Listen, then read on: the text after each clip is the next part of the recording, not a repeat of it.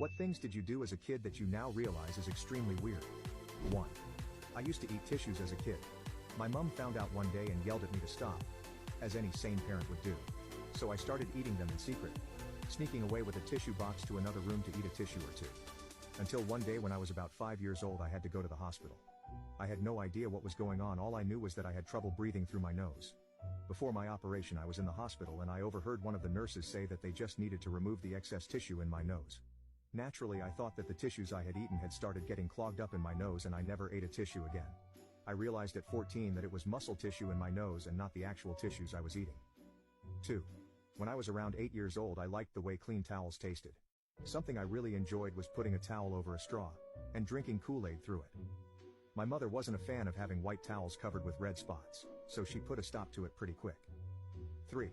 I used to stand in my bedroom window and try to stay as still as possible so the neighbors would think my parents had had a statue made of me.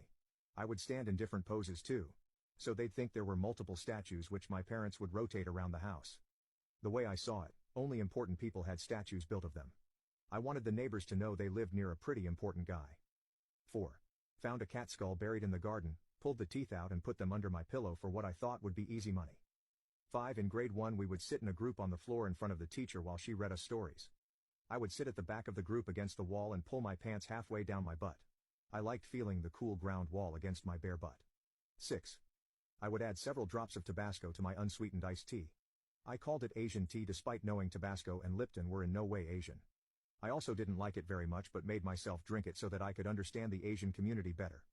Asian friends I have now are still baffled at the connection I tried to make. 7. I used to eat mechanical pencil lead. No idea how I got into that habit but I think I enjoyed the crunchiness of it. Did it for a little while but showed it to a classmate and she immediately went to the teacher who then called my mom who scolded me and told me to stop. Goodbye 0.7 millimeter, you will be missed.